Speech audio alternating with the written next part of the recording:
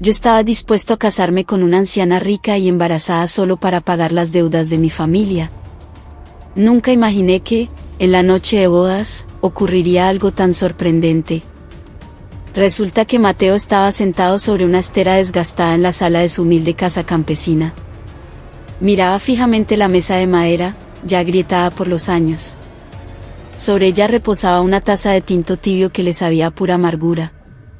«Mamá, tenemos que encontrar una manera», le dijo Mateo a su madre, doña Elvia, con la voz temblorosa y los ojos enrojecidos de tanto aguantar las ganas de llorar. «No podemos perder la finca. Es lo único que nos dejó mi papá, es nuestro único sustento». Esa noche, unos golpes secos y autoritarios sonaron en la puerta de madera. Mateo se levantó despacio y abrió. Allí estaba doña Consuelo, una mujer de 75 años, vestida con un sastre elegante y un chal de lana fina, que contrastaba violentamente con la pobreza de la vereda. Doña Consuelo era la mujer más rica de la región, dueña de haciendas y cafetales, conocida por su corazón duro.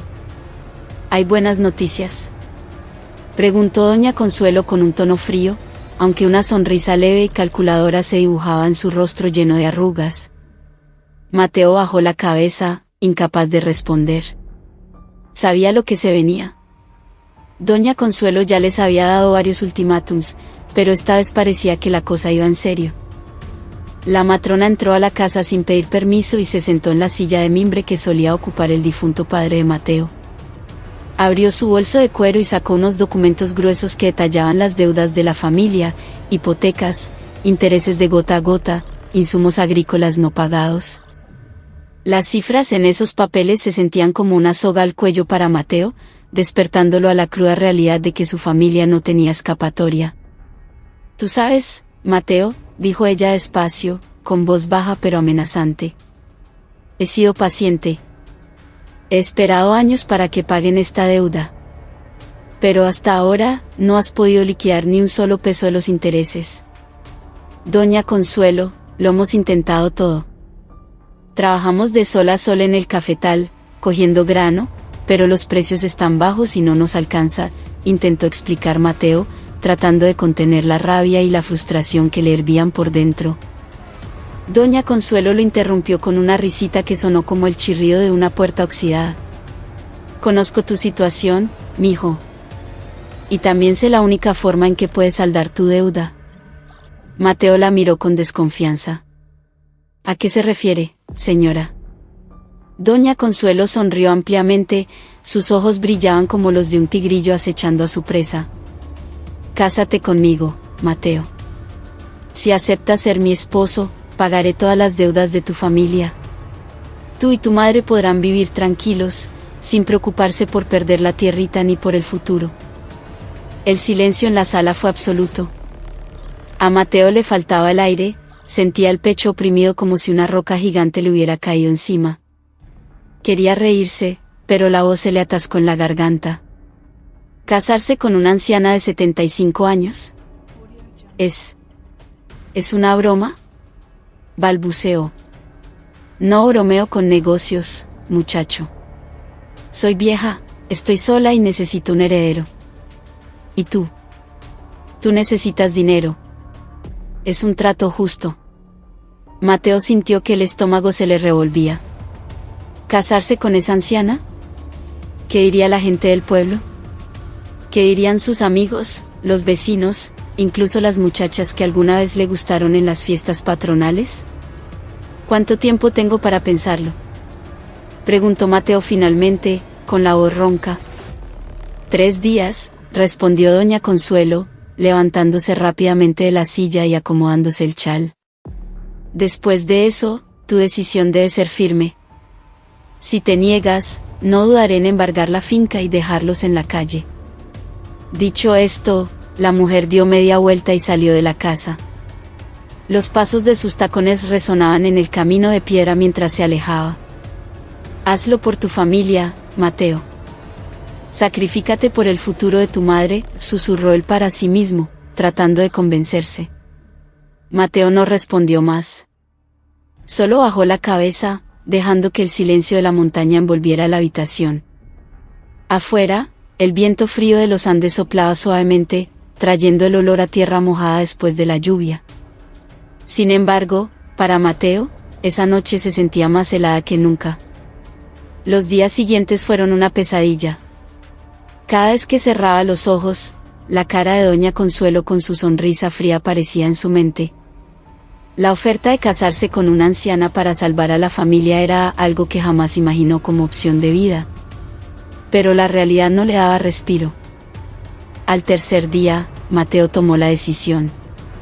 No podía permitir que su madre perdiera el techo, la tierra y todo lo que tenían solo por su propio orgullo. Con pasos pesados, subió hasta la hacienda La Esperanza, la enorme casona de doña Consuelo al final de la vereda, una construcción colonial imponente que contrastaba con los ranchos de madera de sus vecinos.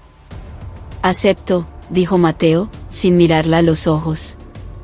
Doña Consuelo sonrió, satisfecha, como quien acaba de ganar una partida de dominó. «Muy bien. A partir de ahora, tus deudas están saldadas», respondió ella. La boda se celebró una semana después. Fue una ceremonia sencilla en la notaría del pueblo, sin fiesta ni celebración, solo con la presencia de un par de testigos y las miradas curiosas y burlonas de los vecinos. Mateo se sentía como un objeto vendido, parado junto a doña Consuelo, quien lucía un vestido de seda y joyas antiguas. Esa misma noche, Mateo se mudó a la hacienda. La vida de Mateo cambió drásticamente. Pasó de dormir en una estera a una cama con sábanas de hilo egipcio, rodeado de lujos que nunca había conocido. Sin embargo, la frialdad de la casa era abrumadora. Un día, mientras veía a doña Consuelo sentada en una mecedora bajo el corredor de la casa, notó algo extraño en su abdomen. Parecía hinchado.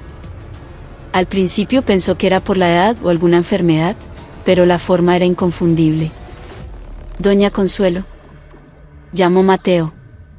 Su voz sonaba vacilante. «¿Qué pasa, mijo? Hay algo que quiero preguntarte». Doña Consuelo volteó, sus ojos brillaban con una extraña intensidad. «Dime». Veo su vientre abultado». ¿Acaso usted está embarazada?», preguntó, tratando de que su voz sonara tranquila, aunque por dentro estaba lleno de confusión. Doña Consuelo soltó una carcajada suave. Se veía extrañamente radiante. «¿Eres muy observador, Mateo?». «Sí, estoy embarazada». Mateo quedó estupefacto. Su cerebro trataba de procesar la información. ¿Embarazada? ¿Cómo era posible que una mujer de su edad pudiera estar embarazada? Eso era biológicamente imposible. ¿Acaso era un milagro o había algún secreto oscuro? ¿Cómo logró articular? «Tecnología moderna, muchacho», dijo ella con calma, como si hubiera estado esperando esa pregunta. «Me hice un trasplante de útero de una donante joven. El proceso fue costoso y complicado, lo hicieron los mejores especialistas en Bogotá, pero funcionó». Mateo sintió que el mundo giraba a su alrededor. Un trasplante de útero era un procedimiento médico del que apenas había escuchado rumores en las noticias. Doña Consuelo debía haber gastado una fortuna. ¿Pero por qué? ¿Por qué hacer esto a su edad?, preguntó él, con la voz llena de desconcierto. Doña Consuelo lo miró con una mezcla de tristeza y determinación. «Porque quiero dejar un legado, Mateo. No quiero que mi apellido y el esfuerzo de mi familia mueran conmigo. Quiero un hijo, una oportunidad de hacer las cosas bien esta vez». Mateo se quedó en silencio. Sus sentimientos eran un caos. Por un lado, se sentía utilizado, doña Consuelo lo había comprado para pagar deudas. Pero ahora, ella le mostraba algo que no esperaba, el deseo desesperado de ser madre. Sin embargo, algo seguía molestándole. ¿Era sincera o había otro motivo detrás? Días después, Mateo comenzó a investigar. Encontró unos documentos médicos en el despacho de doña Consuelo que confirmaban el trasplante. Pero hubo un detalle que lo dejó helado: el esperma utilizado para la fecundación in vitro era el suyo. Recordó que, meses antes de la boda, doña Consuelo le había exigido hacerse unos exámenes médicos completos con la excusa de un seguro de vida para formalizar unos préstamos agrícolas. Ahí estaba la trampa. Habían usado su muestra sin su consentimiento. Mateo sintió una oleada de ira. Había sido manipulado, convertido en un instrumento para los caprichos de la vieja. Pero, por otro lado, no podía negar que ella le había dado la oportunidad de tener un hijo, algo que, dada su pobreza, nunca pensó que podría permitirse pronto. Caminó por los cafetales, apretando los documentos con manos temblorosas. Su mente se debatía entre la venganza y la resignación. Sabía que esta decisión cambiaría su vida para siempre. Los días siguientes fueron pesados. Aunque sabía el secreto, había muchas cosas que no cuadraban. Mateo empezó a indagar en el pasado de doña Consuelo. Habló con don Jacinto, el tendero más viejo del pueblo. Doña Consuelo. Mijo, esa historia es larga, dijo don Jacinto mientras limpiaba el mostrador. Ella no siempre fue rica. Era una muchacha humilde de una vereda vecina. Se casó con don Hernando, el dueño de todo esto. Cuando él murió de un infarto, ella heredó todo. ¿Y qué pasó después? Regresó al pueblo como la patrona. Pero dicen que nunca fue feliz. Tuvo una hija con don Hernando, pero la niña murió de una fiebre siendo muy pequeña. Después de eso, Consuelo se amargó. Empezó a comprar tierras, a prestar dinero a los campesinos y a vivir en soledad. Se volvió dura. Esa historia hizo que Mateo sintiera compasión por primera vez. Veía a Consuelo no solo como la vieja egoísta, sino como una madre que había perdido lo que más amaba. Quizás esa era la razón de su obsesión, llenar el vacío. Pero, ¿por qué usar su esperma sin decirle?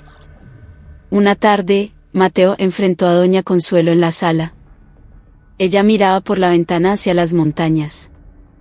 Doña Consuelo, quiero preguntarle algo. ¿Por qué usó mi esperma? Soltó Mateo, directo. Ella suspiró y lo miró. Porque sabía que eras el hombre adecuado, Mateo. Eres joven, fuerte, trabajador y de buen corazón. Quería asegurarme de que mi hijo tuviera un buen padre. Sé que debí decírtelo, pero tenía miedo de que te negaras. Ya estoy muy vieja y esta era mi última carta.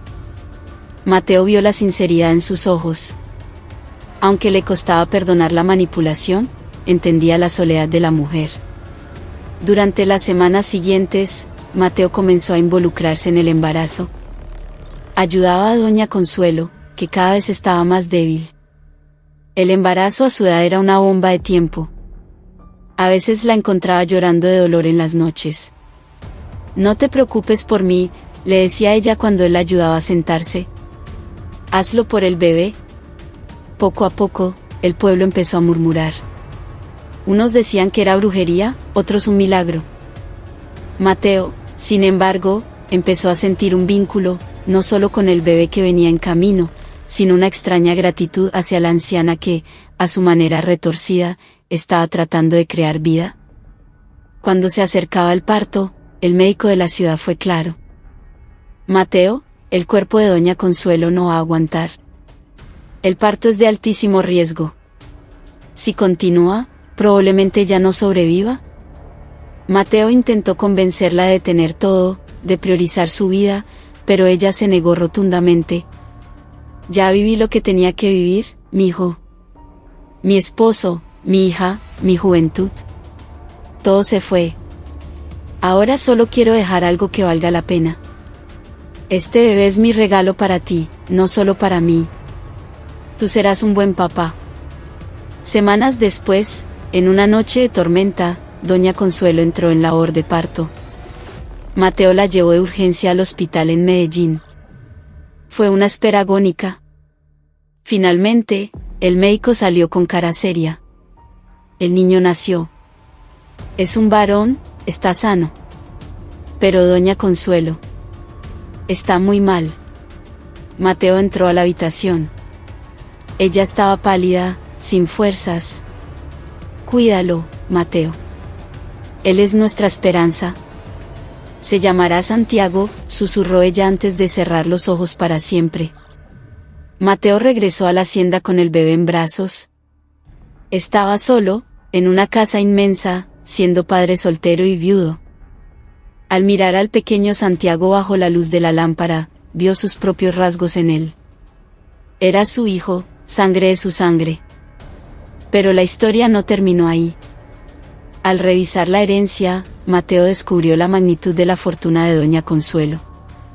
Pero también descubrió la lista negra, nombres de vecinos, amigos y campesinos que habían sido exprimidos por los intereses y las deudas con ella. Vio los registros de tierras expropiadas y sobornos a funcionarios locales. La sangre le hirvió. Doña Consuelo había sido parte del sistema que mantenía al pueblo en la miseria. Él no podía quedarse de brazos cruzados. Esto se acaba hoy, dijo Mateo mirando al bebé. Tú no vas a crecer con ese karma, Santiago. Mateo convocó a todo el pueblo en la plaza principal. Al principio, la gente tenía miedo, pensaban que él sería el nuevo tirano. Sé lo que doña Consuelo hizo durante años, gritó Mateo ante la multitud. Se aprovechó de nuestra necesidad. Pero yo no voy a seguir ese camino. Quiero construir un pueblo nuevo con ustedes. Mateo anunció la condonación de todas las deudas de los campesinos. Devolvió las escrituras de las tierras embargadas a sus dueños originales. Usó la fortuna heredada para construir una escuela digna, mejorar el acueducto veredal y crear sistemas de riego para los cultivos. Pero no se detuvo ahí. Fundó una cooperativa de cafeteros para que los campesinos pudieran vender su café a precio justo, eliminando a los intermediarios que siempre los robaban. Con el tiempo, San Isidro se transformó. Los campos volvieron a ser verdes y productivos. Los niños iban a la escuela con uniformes nuevos. Mateo, lejos de ser el patrón odiado, se convirtió en un líder comunitario. Años después, Mateo estaba sentado en el corredor de la hacienda, que ya no era un símbolo de opresión, sino la sede de la cooperativa. Santiago, ya un adolescente inteligente y noble, le ayudaba con las cuentas. Mateo miró el atardecer sobre las montañas de los Andes. Había entrado en esa casa como un joven desesperado dispuesto a vender su vida, y ahora era un hombre que había cambiado el destino de su pueblo. Gracias, Consuelo, susurró al viento. No te perdono todo, pero gracias por la oportunidad. Mateo sonrió, sabiendo que, de las cenizas del pasado y de una situación imposible, había logrado construir